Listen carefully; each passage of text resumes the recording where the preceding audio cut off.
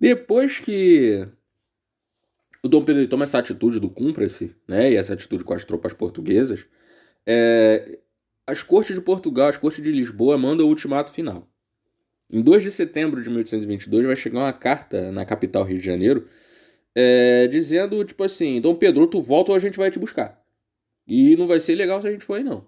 Sabe? Nesse tom a carta estava. Era um ultimato para ele voltar imediatamente. Só que o Dom Pedro nem estava no Rio.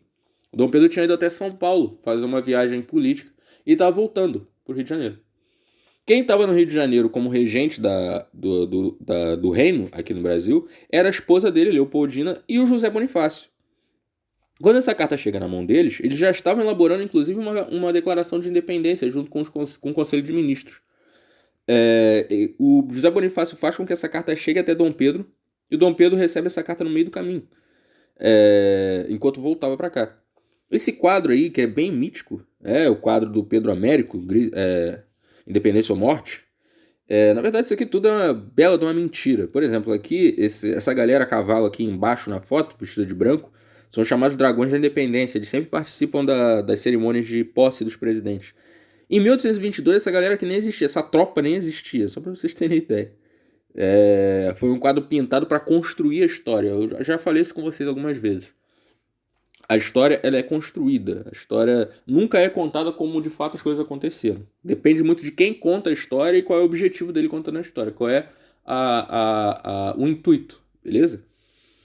Dom Pedro, na verdade, nem estava a cavalo, ele estava de mula. Ele estava montado numa mula, porque a viagem era longa, de São Paulo para o Rio. Um cavalo não aguentava essa viagem.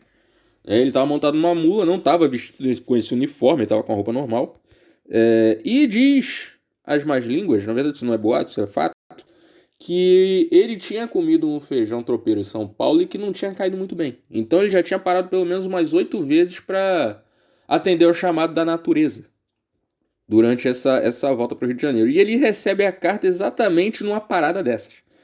Ele recebe essa intimação e junto com essa intimação ele recebe o esboço da Declaração de Independência.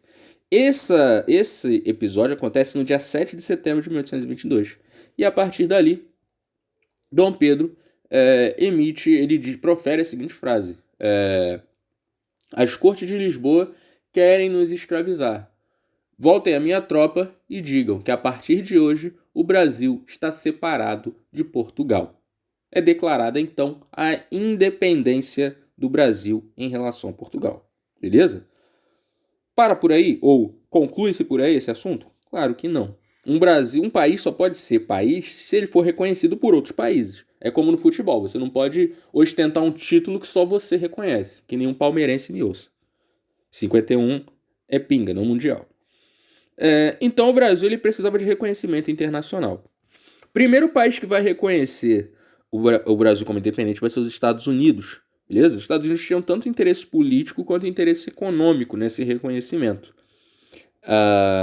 O primeiro país sul-americano, ou o primeiro país latino, perdão, sul-americano não, o primeiro país latino da América Latina a reconhecer vai ser o México.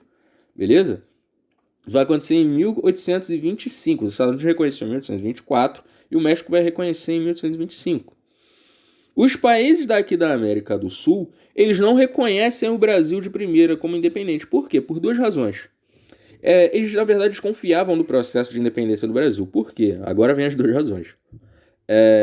Primeiro que o Brasil, diferentemente dos outros países da América do Sul, que tinham se tornado repúblicas quando se tornaram independentes, o Brasil continuou sendo uma monarquia.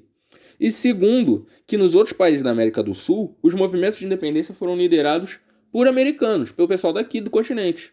Enquanto que o movimento de independência do Brasil foi liderado por um europeu. E tinha um rei europeu, um imperador europeu. Dom Pedro II era português, era europeu. Dom Pedro I, perdão. E era filho de um rei português, que era Dom João. Então eles desconfiaram desse processo e não o reconheceram de primeira. Só depois, ali em 1826, que a Argentina vai ser o primeiro país sul-americano a reconhecer o Brasil. E Portugal reconheceu essa independência? De primeira, não. Portugal disse que só reconheceria a independência do Brasil se o Brasil pagasse, se eles recebessem uma indenização pelo prejuízo de perder sua principal colônia. Essa indenização vai ser paga em 1825. A questão é que o Brasil não tinha dinheiro para pagar isso. Portugal vai exigir uma quantia de 2 milhões de libras esterlinas para reconhecer o Brasil como país. O Brasil não tinha dinheiro. e tem que pegar esse dinheiro emprestado com a Inglaterra. A Inglaterra, então, empresta esse dinheiro para o Brasil. O Brasil consegue pagar essa indenização e é reconhecido pela sua antiga metrópole, Portugal.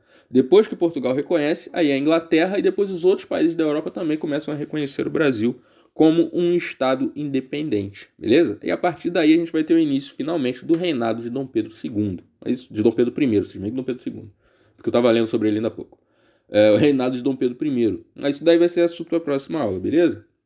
Até a próxima então, galera. Valeu!